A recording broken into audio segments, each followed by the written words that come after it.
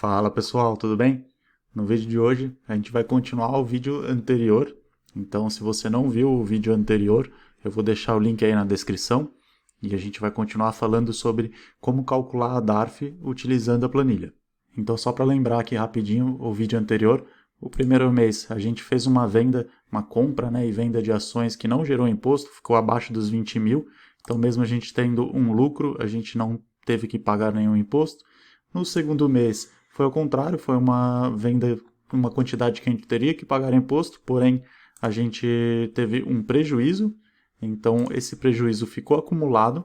Já no mês seguinte, a gente fez uma operação que deveria sim gerar imposto, porém, como a gente tinha um prejuízo acumulado, a gente abateu do prejuízo acumulado e ainda continuou com R$ 500 aqui negativos, né, de prejuízo acumulado.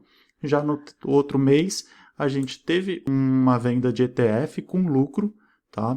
Que também abateu, tá? Então o ETF foi um valor abaixo dos 20 mil, porém ETF paga imposto mesmo que seja abaixo dos 20 mil, você sempre vai pagar um imposto, então a gente continuou abatendo do prejuízo que a gente tinha anterior, prejuízo acumulado.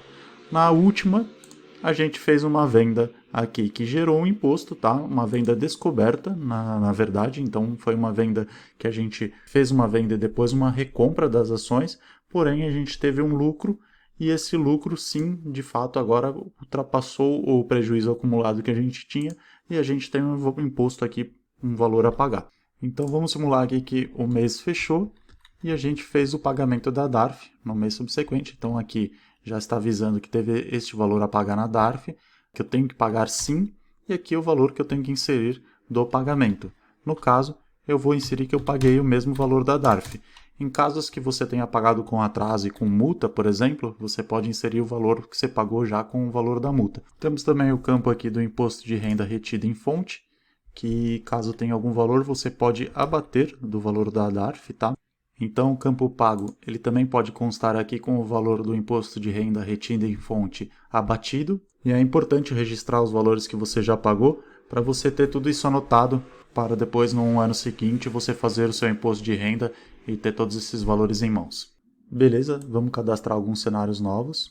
Então vamos começar a misturar um pouco. Vou começar a fazer umas vendas de ações e vendas de ETF junto e ver como a planilha se comporta misturando um pouquinho os dois.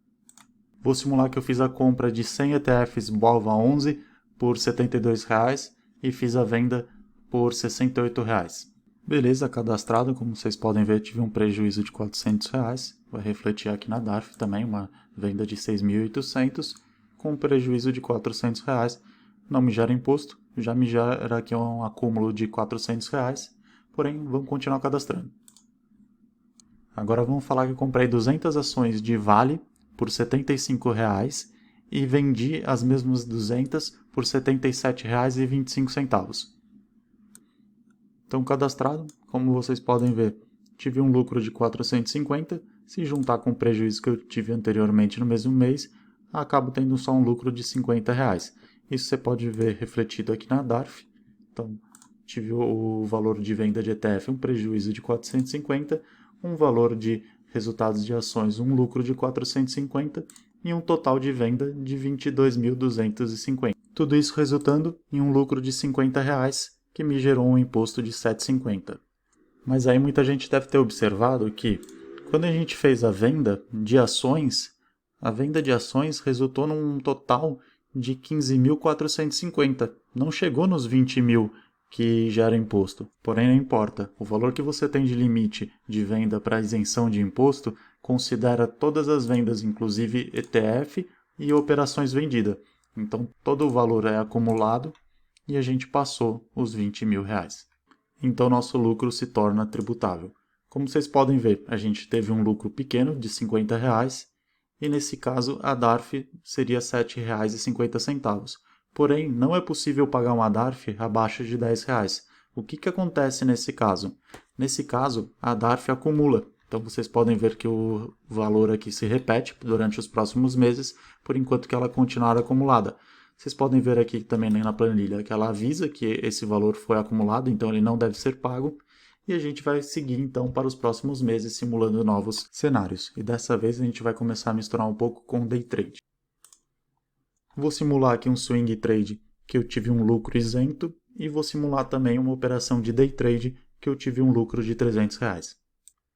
Beleza, fiz uma operação aqui de swing trade que me deu um lucro de R$1.000 e também cadastrei aqui uma operação de bid, aqui compra e venda no mesmo dia, cadastrei aqui como day trade e tive um lucro aqui de 44 para 45 de R$1 em 300 ações da bid, tive um lucro de R$300.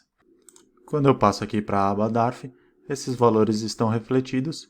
Eu continuo com o imposto acumulado aqui de 7,50, porém agora eu tenho mais um imposto aqui na parte de day trade de R$60. E quando eu vou até o final da minha planilha, eu vejo que eu tenho o valor de R$60 junto com o valor acumulado do mês anterior, R$ 67,50, e sim, eu devo pagar. Além disso, a planilha me informou que eu tenho imposto retido de R$3, eu posso abater do valor da DARF, então quando eu for pagar a DARF, eu vou pagar no valor de R$ 64,50. E esse valor do imposto retido, ele é calculado automaticamente. Vocês podem ver, na aba de notas, a gente tem um valor retido aqui de R$ 3,30. Porém, em operações que não são day trade, esse valor de imposto retido ele só é de fato cobrado pela sua corretora quando ele ultrapassa R$1. Nesse caso, ele não ultrapassou R$1, então ele não foi validado. Por isso que a gente utilizou apenas o valor retido da operação de day trade. E beleza, a gente já viu praticamente como funciona a planilha inteira, essa parte da DARF, mas agora para complicar um pouquinho, ficou faltando mostrar um pouco de fundos imobiliários e BDR, porém os dois são muito parecidos com o que a gente fez agora com o day trade, eles são mais simples, né? Eles só calculam se você tiver um lucro, uma porcentagem em cima do lucro. Então o que eu vou fazer? Para complicar agora, eu vou cadastrar praticamente uma operação de cada e vou de uma vez lá mostrar tudo para vocês. Pronto, fiz todos esses cadastros, então começando aqui uma operação de swing trade normal, onde que eu tive um lucro de 2.500, uma operação de ETF que eu tive um prejuízo de 250, uma operação vendido que eu tive um prejuízo de R$500, uma outra operação de day trade que eu tive um prejuízo de R$300, e aí uma operação feita com fundo imobiliário que eu tive um lucro de 250 e uma outra feito com BDR que eu tive um lucro de R$500. Vou voltar aqui para a aba da DARF, a gente já consegue ver que todo o valor que eu fiz de operações swing trade me refletiram um valor de 22.750, então nesse caso o meu lucro ele é tributável, então eu tive um lucro de 2.500, com o ETF, o prejuízo do ETF, o prejuízo da venda descoberta, caiu para 1.750, tem um valor de 262 para pagar. Tive um prejuízo com day trade, prejuízo de day trade acumula, tá? Então vocês podem ver que está acumulando aqui, porém ele acumula para ser abatido somente com outras operações de day trade. Tive o lucro com fundos imobiliários, fundo imobiliário tem uma tributação de 20%, então 250 eu tenho que pagar de imposto R$50, e o meu lucro com BDR tem um imposto de 15% sobre o lucro, tenho que pagar aqui dos R$500 75. No total, a gente chega no valor de 387,50, porém eu tenho R$1,91 aqui de imposto retido em fonte. Posso colocar aqui que eu vou fazer o pagamento da DARF, R$ 385,59. A planilha já me mostra aqui também os lucros líquidos que eu tive, né? Então já abatendo o valor do imposto, quais foram os lucros que eu tive com swing trade, day trade, fundos imobiliários, BDR e no geral quanto que eu tive aquele mês de lucro. Imagina ter que fazer tudo isso na mão. Fala se essa planilha não ajuda muito, hein?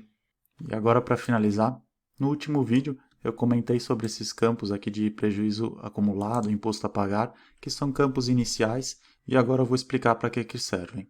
Então imagina que você é um investidor já há 5, 10 anos e você tem um histórico de operações gigantesco. Você teria que cadastrar todo esse histórico aqui na planilha, e isso pode tomar muito tempo até se tornar inviável. Nesse caso, você pode cadastrar apenas as suas posições atuais e fazer o uso da planilha daqui para frente. Como que a gente faz isso? Vou virar aqui na minha aba de notas, vou apagar todo o histórico, porque como eu falei, eu não quero o histórico, eu quero apenas a minha posição atual. E vou cadastrar essas posições, considerando a data que eu estou iniciando a usar a planilha, como a data de compra aqui, as minhas quantidades e meu preço, no caso, vai ser o preço médio. Então vamos lá, vou fazer um cadastro de 3 ações aqui, para vocês verem como vai ficar. Então, beleza, fiz o cadastro aqui de 2 ações e um fundo imobiliário. Sempre lembrando que o preço que eu tenho que colocar aqui é o preço médio das aquisições que eu fiz e a quantidade é a quantidade total que eu tenho de os ativos em carteira.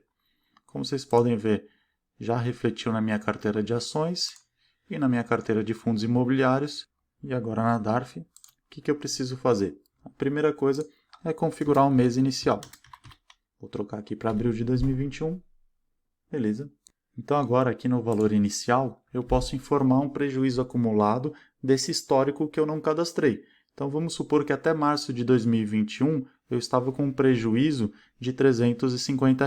Então vou cadastrar aqui, lembrando que esse valor deve ser sempre negativo, então menos 350, já cadastra aqui que foi um prejuízo de R$ 350. E como vocês podem ver, a planilha começa a considerar para os meses seguintes.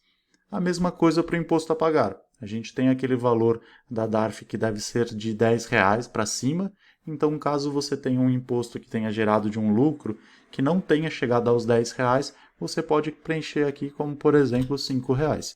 E essa mesma regra vale para day trade, fundos imobiliários e BDR. Então, por exemplo, eu posso ter mais um prejuízo aqui de day trade que eu estou acumulando de R$ 500 e um imposto de R$ 2. Lembrando que esses valores aqui do imposto a pagar não devem ultrapassar somados, né, de R$ 10, a não ser que você esteja devendo mesmo uma DARF, aí pode ser que ultrapasse. Então agora, se eu fizer operações futuras, a planilha vai considerar esses valores iniciais preenchidos, então vai abater o prejuízo que eu tive de algum lucro futuro, vai considerar o valor de imposto que eu tinha para pagar, para acumular junto com o imposto novo gerado, e assim por diante. Facilita bastante para quem tem um histórico grande e quer começar a utilizar a planilha, então acho que ficou explicadinho aí. Se alguém tiver alguma dúvida, por favor, deixa nos comentários. E esse vídeo vai ficando por aqui. Eu espero que vocês tenham gostado. Esses vídeos são um pouco mais complicados mesmo. Falar de imposto é sempre um pouco mais chato, é um pouco mais complexo, mas espero que vocês tenham aproveitado bastante esse conteúdo e que a planilha te ajude muito. E deixa seu like, que ajuda bastante a gente. Um abraço e bons investimentos.